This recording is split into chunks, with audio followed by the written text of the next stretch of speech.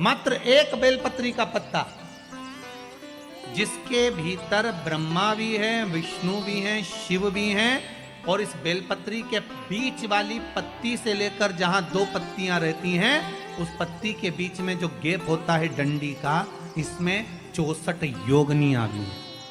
64 योगनियां देवियां भी इसके अंतर्गत विराजमान है। और उस डंडी के नीचे जहां दो पत्ती है, इस दो पत्ती के नीचे की जो लंबी डंडी रह जाती है, इसमें 33 कोटि देवताओं का भाग है। उस डंडी के नीचे जो छोटा सा एक मोटा सा भाग रह जाता है, कई बार आप लोगों ने बेलपत्री को तोड़ा होगा तो नीचे एक मोटा सा भाग रह जाता है महाराज, उसके अंतर्गत सारे तीर्थों का भाव जागृत रहता है। उस बेलपत्री को केवल साधारण ना समझे, शिव को अगर समर्पित कर रहे हैं तो संपूर्ण उसी के अंतर्गत संपूर्ण।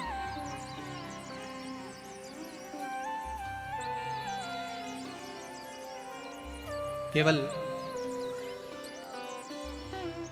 आप लोगों ने बेलपत्र अगर कभी शिव जी पे चढ़ी हुई, हम तो कई बार निवेदन करते हैं कि आप उसका सेवन हफ्ते में एक बार, जिसको भी शुगर हो, बीपी हो, थायराइड हो, हफ्ते में एक बार शंकर जी पे चढ़ी हुई बेलपत्र अवधूतेश्वर महादेव के नाम से, कौन से महादेव?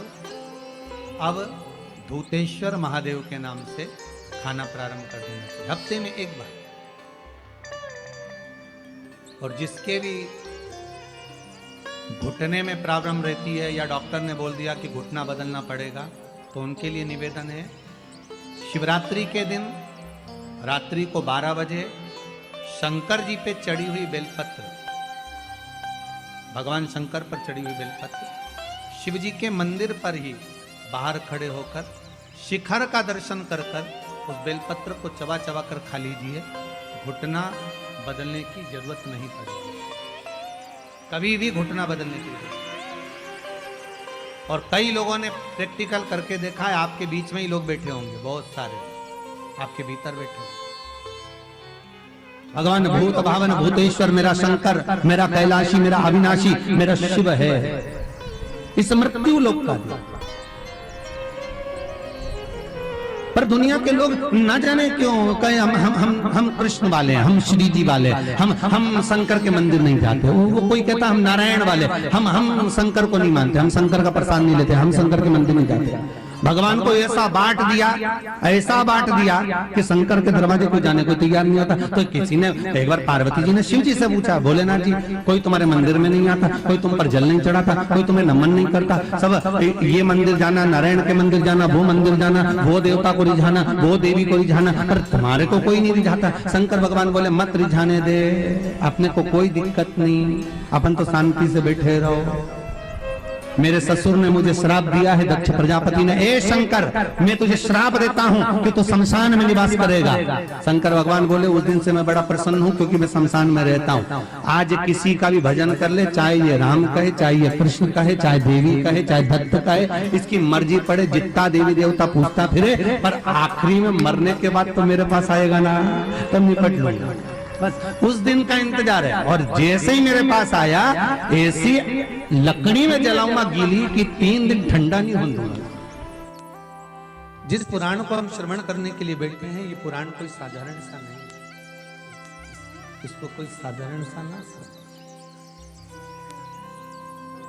भगवान शिव की जब कृपा होती है, करुणा होती है, दया होती है, तब जाकर कहीं आप भगवान शंकर की अविरल भक्ति और मुक्ति के पथ को निश्चित करने वाली शिव महापुराण की कथा श्रवण कर पाते। भगवान त्रिवदी देव महादेव, करुणा सागर भगवान शंकर, दया सागर, जिन्होंने आप सबको यहाँ पर आमंत्रित करा, कहीं भोले बाबा की दया और उदारता ही है जो पूरे शहर सीहोर में ऐसा कोई भवन नहीं है जिसमें आप लोग नहीं हैं, ऐसा कोई भवन नहीं जहां आप लोग हैं। और शहर तो शहर, पूरे नगर में, पूरे गांवों में, खेड़ों में, क्षेत्र में। और एक निवेदन आप सभी से, जितनी देर की कथा है आप लोग उसको स्मरण कर कर श्रवण करें और अपने जीवन को सार्थक बनाएं। बाबा देवादिदेव महादेव ने ये करुणा करी है, कृपा करी है, दया करी है, जिसको हम अपने जीवन में उतार सकते। बस आपके आसपास में अगर कोई खड़ा हुआ हो, बोल रहा हो, तो उसके चरण पकड़कर आप उसको कहें कि थोड़ा शांत रहें, जिससे हम भगवान की जिस कारण आए, आप आए किस कारण से, आप किस लिए यहां पहुंचे हो, केवल उसके दो कारण हैं।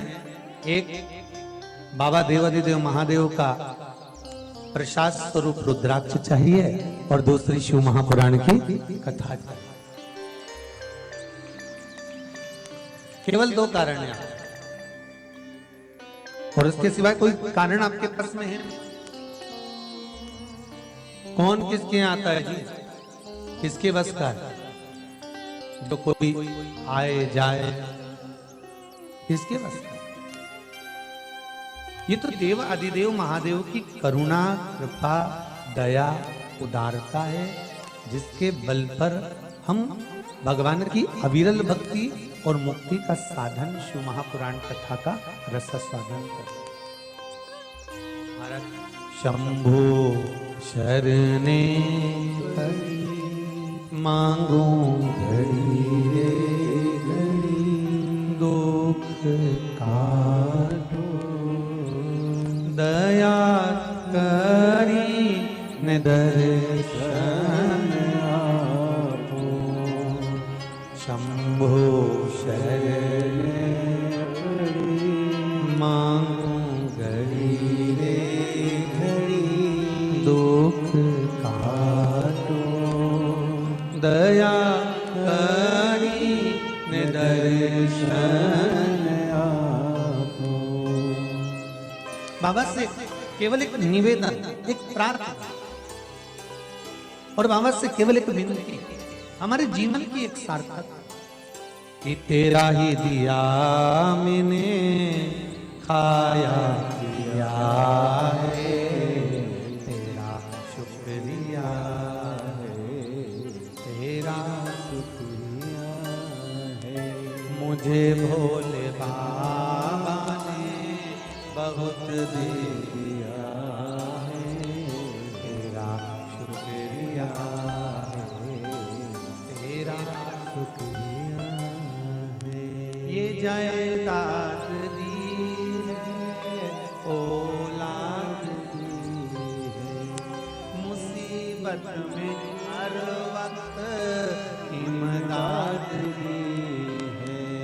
तेरा ही दिया मैंने खाया पिया है, तेरा शुक्रिया है, तेरा शुक्रिया है। उसकी कृपा ना हो तब तक कोई कार्य हो ही नहीं सकता।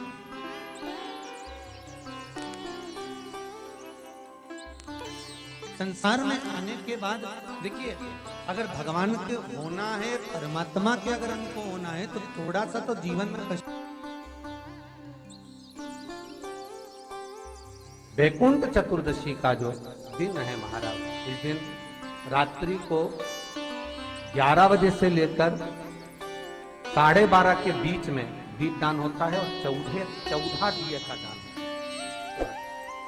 इसमें 14 दीप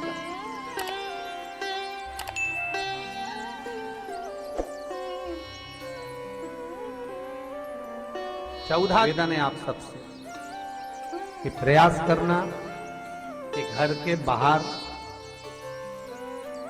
आप एक दीप, जहां पर आपका जलाशय है, पानी का स्थान है, वहां रख दें और एक दीप तुलसी के क्यारे के पास रखें। बाकी के दीप आप घर के बाहर लगा। 14 दीप। वृंदा की आंखों से आंसू बह रहे हैं, नैनों से नीर बह, और वृंदा ने उसी समय भगवान शंकर को बुलाया, भोलेनाथ पधारो पधारो। शिव सांग वृंदा, तेरे पति ने जो उपद्रव मचाया था, जहां जहां मंदिर, देवालय, तीर्थ, व्रत सब खंडित कर दिए। जो ब्राह्मण पूजन करने बैठते थे तेरा पति जलंधर, उनके प्राणों को हर लेता था।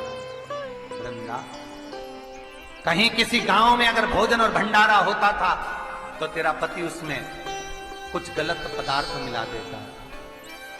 वृंदा, तेरे पति को मारना जरूरी था। वृंदा की आंख में आंसू भरे थे और वृंदा आंसू भरती भरती कहती है, भोलेनाथ,